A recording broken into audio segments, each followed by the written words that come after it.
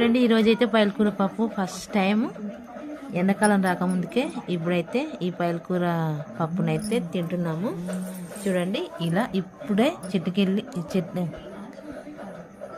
చేనులోకి వెళ్ళి తెంపుకొచ్చి అమ్మిర్రు. నేను తీసుకున్నా చూడండి మట్టితోటి ఇలానే ఊళ్ళలో ఇలానే పీక్కొచ్చి ఇక్కడైతే అమ్మిర్రు. నేనైతే తీసుకున్నా చూడండి ఎంత ఫ్రెష్గా ఉందో పాయలకూర. ఈరోజు దీంతో టేస్టీగా పప్పు అయితే చేసి కందిపప్పు వేసి వండుకొని వేడివేడి అన్నం అయితే తిందాము. మరి ఇదైతే మొత్తం తెంపినాక చూపిస్తాను నేను. చూడండి ఇలా అయితే కట్టెలతో కట్ చేసుకున్నాను నేనైతే. చూడండి ఎంత వెళ్ళిందో. ఇలా నీట్గా అయితే కట్ చేసుకున్నా.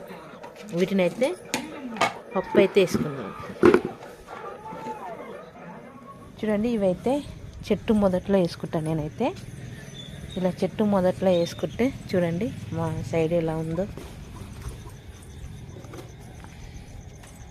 ఇలా చెట్టు మొదట్లో వేసుకుంటే మంచిగా ఎరువు అయిపోతుంది. చూడండి మా సైడ్ ఎలా ఉందో, మొత్తం చీకటి ఇలా ఉంటుంది.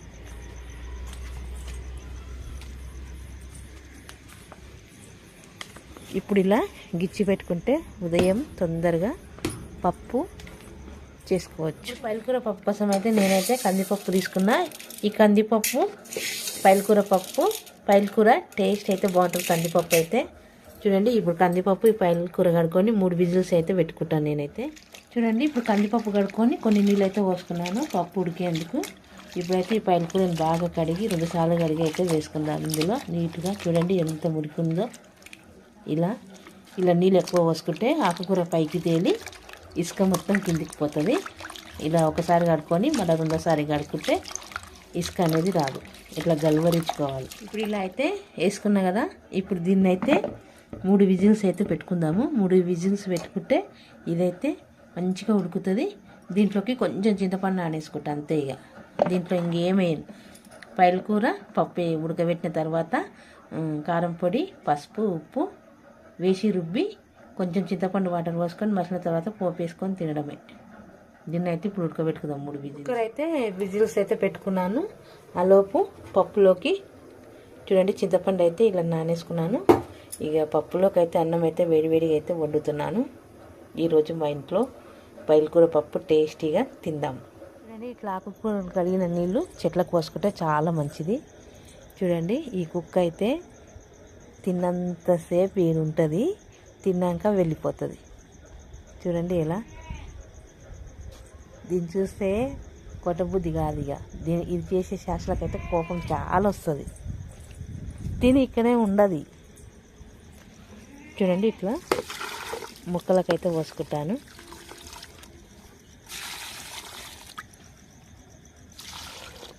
మల్బరీ కట్టెలు ఇందులో పెడితే మంచిగా నాటుకున్నాయి. చూడండి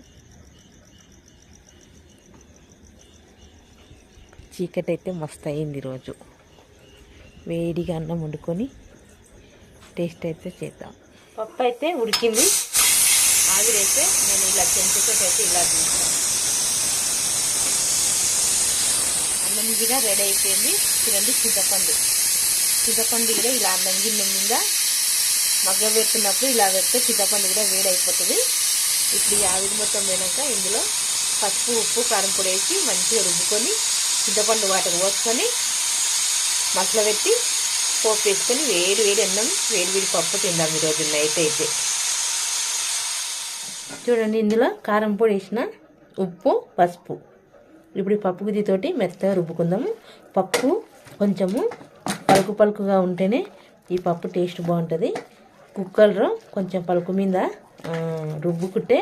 ఉడకబెట్టుకుంటే ఏ పప్పు అయినా టేస్ట్ కొంచెం గుండెలో ఉడకబెట్టినట్టే టేస్ట్ వస్తుంది. ఒక సాంబార్కి ఒకటే నేను మెత్త ఉడకబెట్టుకుంటా. చూడండి ఇప్పుడు ఇది ఇలా పప్పు గుద్దితోటి ఇలా కొంచెం మెరుపుదాము. ఇట్లా ఈ పప్పు కొంచెం గట్టిగా చేసుకుంటేనే టేస్ట్ బాగుంటుంది. ఇలా రుబ్బిన తర్వాత చింతపండు వాటర్ పోసుకుంటే ఇందులో చూడండి ఇలా పప్పు అయితే రుబ్బుకొని చూడండి ఇలా మసాలా పెట్టుకుంటున్నా. జర్ర పొంగు వచ్చిన తర్వాత చూడండి ఈ పోపు అయితే ఇందులో వేసేసుకుంటా. ఇంకా ఇందులో అయితే ఇక కలమాకు ఏమేయను. ఈ పోపు ఈ పప్పులో వేసుకుంటా. ఇది కొద్దిగా ఒక్క పొంగే వేడి వేడి పైలకూర పప్పు రెడీ అయింది. విడన్నంలో తింటే టేస్ట్ మాత్రం భలే ఉంటుంది. మరి నెక్స్ట్ వీడియో అయితే కంపల్సరీ చూడండి, నేను ఎలా తింటాను దీని టేస్ట్. మరి నా వీడియో నచ్చితే ఒక లైక్ చేయండి, షేర్ చేయండి, మరి కామెంట్ పెట్టండి. మరొక వీడియోలో మళ్ళీ కలుద్దాం. ఇది చూడడానికే ఎంత బాగుంటుందో, తింటే కూడా అంతే సూపర్గా ఉంటుంది. ఇలా చేసుకుంటే ఖచ్చితంగా ఒకసారి ఇలా ట్రై చేసి చూడండి. పైలకూర ఇష్టపడే వాళ్ళకు టేస్ట్ మాత్రం బాగా నచ్చుతుంది.